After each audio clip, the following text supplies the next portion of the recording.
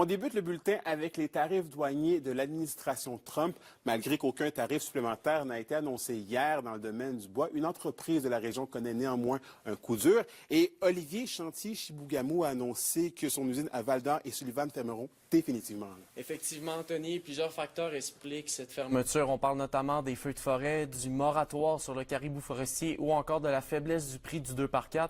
Et le clou dans le cercueil, bien, c'est notamment l'incertitude concernant les tarifs douaniers. On écoute à ce sujet le vice-président des affaires corporatives chez Chantier-Chibougamau qui était de passage du côté de Val-d'Or aujourd'hui. On le disait donc dès janvier, pour qu'on puisse envisager un minimum d'activité à Val-d'Or, il faut le retrait de l'épée de Damoclès des tarifs américains. Évidemment, cette épée de Damoclès-là, malheureusement, elle est toujours au-dessus de nos têtes. Donc, c'est le contexte dans lequel s'inscrit cette très malheureuse décision de devoir fermer définitivement les activités de siège à Val-d'Or. Bon, ça c'est dit, mais pour ce qui est des producteurs de lait de la région, là, l'inquiétude semble un peu plus moindre. Là.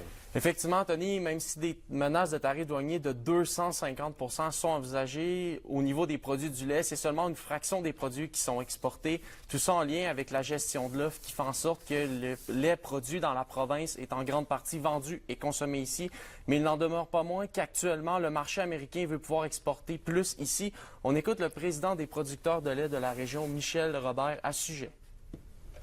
Parce qu'à date, les États-Unis ont des accès négociés à exporter des produits laitiers à travers le Canada.